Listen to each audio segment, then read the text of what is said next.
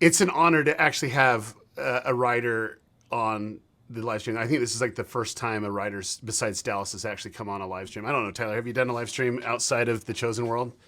No. And let me tell you, let me just kind of brag on him a little bit because he won't do that for you. But if you think anything scriptural on it, it comes from this guy. And what I really love is the depth of the sermon and how he pulls it in. It just every single time I can pretty much spot. Okay, that's what Tyler's doing here in the script. But my favorite Tyler anything was the Christmas, the special Christmas with Chosen. Those monologues, just it crushed me. It was just so good, very well written, and it was just very powerful. And then what I loved was Yoshi's delivery of his. Like that one just hit me to the core, and it was just he's just an amazing, talented writer, and he doesn't get the accolades like Dallas does, but it's really Tyler and Ryan that do the bulk of it. So let's be honest here, right? well, no one's doing it. No, all three of them they work together in tandem. It's just beautiful. But yeah, I'm excited to have him on. Tyler, thank you so much for being here. Definitely just give us a little bit of an introduction about yourself and maybe how you got involved in the Chosen in the first place, and then let's just dive deep into some of these scenes that you've written. Thanks for having me on. Dallas texted me and he said he just got back from Italy, so I'm no stand-in for Dallas, but I'll do my best. But yeah, I'm Tyler. I met Dallas about 10 years ago. I was a video editor at the time, and I kept telling him, hey, just so you know, I want to quit this video editing job and become a writer. And he was like, why? You're such a good video editor. And I was like, I know, but I would like to write, and so that's what I'm going to do. And so eventually I did quit and go off writing, but we would still write together. And so we wrote a series of shorts, and one of them, as many of you probably know, was called The Shepherd. And it got seen by some of the right people, and here we are. Oh my goodness. Oof, here we are. Awesome. So kind of maybe introduce us to one of the scenes that you had the most fun with on season 2, and let's just dive into that. Oh man, on season 2, there's so many. Do you guys have a favorite? Do you have one that sticks out to you? Several. We've definitely talked about the season finale a lot, the Beatitudes, and kind of talking through that scene. I think that for me, my favorite written episode is probably episode 1 of season 2. So if you had anything to do with that, yeah. Yeah, I mean, he actually did. Yeah, I mean, it was definitely a team effort. I remember when we first started talking about that big surprise opening and whether we could pull it off. But that was so exciting to just kind of imagine what would these people be thinking about and saying about this person who was their friend. So I definitely loved working, getting to contribute to that scene and especially the framing device of the end. I remember when we first pitched it, it was horrible. It was just John alone on the Isle of Patmos. and Ryan was like, Tyler, it's just a guy writing. Like we need something better than that. So that was really like fun to watch it kind of move in its progressions to what it ultimately became.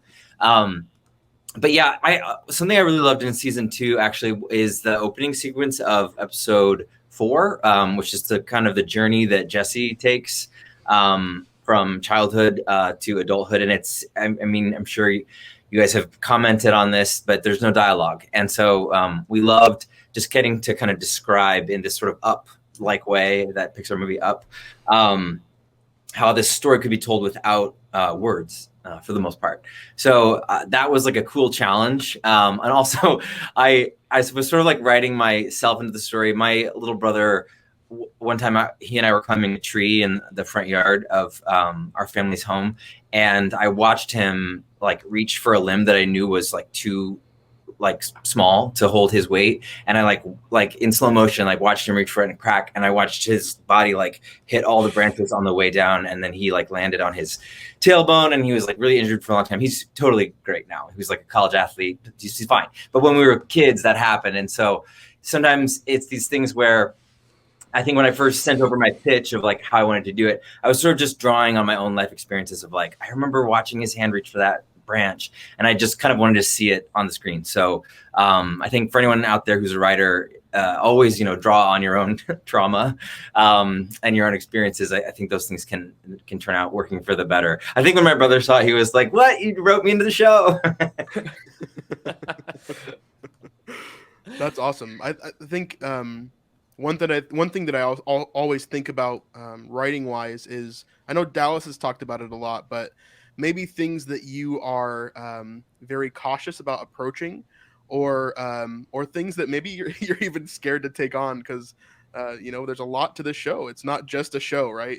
It's Christianity. Like, this is a big deal, the story of Jesus. And so I know that you guys hold that weight, obviously. But was there any moments like that in season 2, or moments that you're thinking of for the future that maybe you're hesitant about, or that you've put a lot of thought in because it's a picky thing, I guess?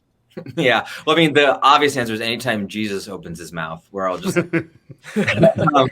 but Dallas is really good at keeping it. I'm sure Daryl has talked maybe on one of these streams or something about one of our values is like playfulness. And so am I right, Daryl? Am I saying that right? Yes. Yeah. So it's good to know that like we're not like scared, because we're not like, we're not a doctrine, we're not a church, we're not like an organization that whatever. It's a TV show, so we're not telling people like what to think or what to believe, or what we're not saying like this is definitely true. So that allows us to play, right? Like that. It's like kids. You don't have to tell them to play. I don't know, whatever they dress up or play house, or they play cowboys in the woods or whatever.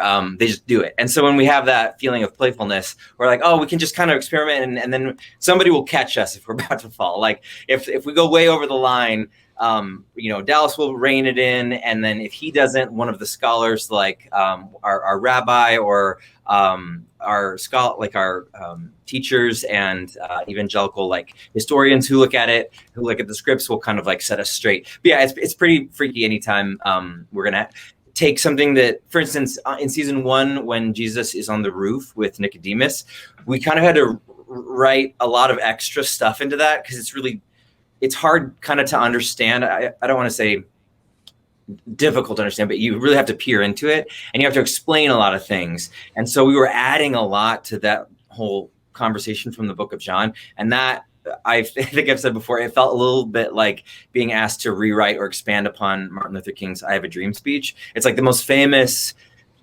verse in the Bible is in this conversation, and we were kind of judging it, and so that was like that kind of had me on thin ice for a little while. And then I would say the other thing that I was cautious about and wanted to make sure we were definitely not over our skis on was when we came up with this idea to frame the Beatitudes as a map.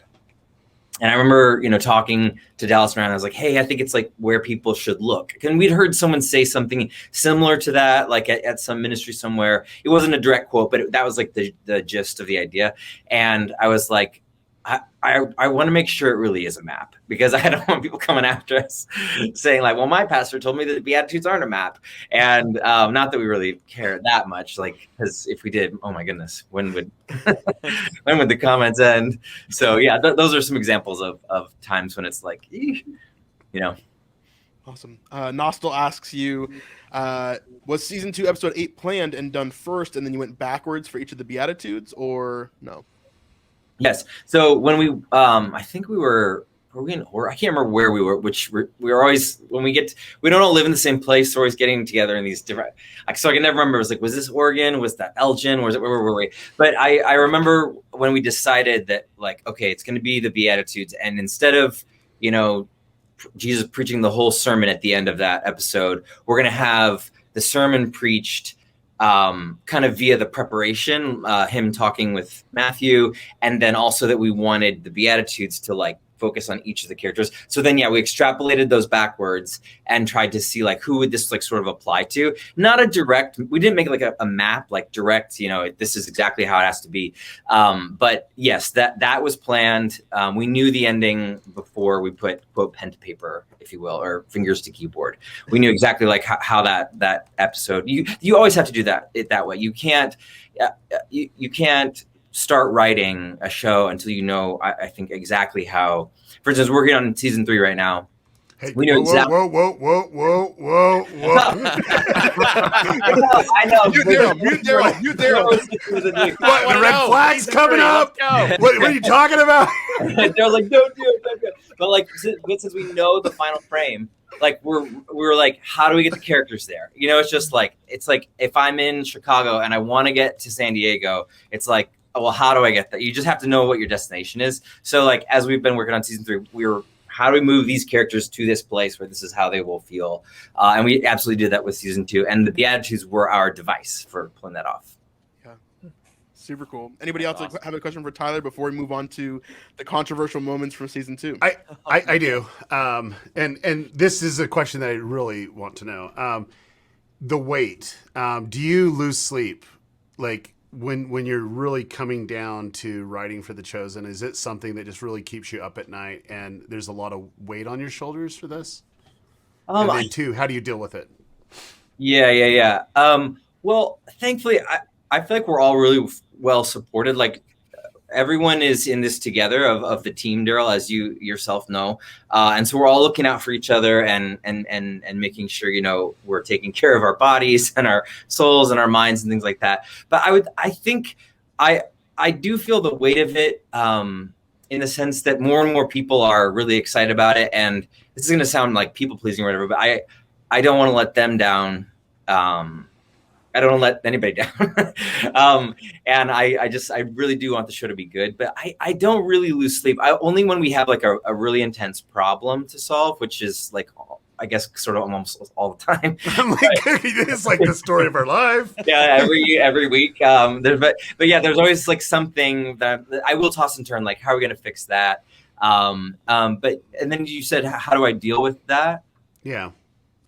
I try to like put sometimes some distance between myself and this material, like in terms of like, I'll just try to get away for a weekend and not think about it and kind of clear my head. Cause we get way up in our heads about these characters, about this story, about the stakes.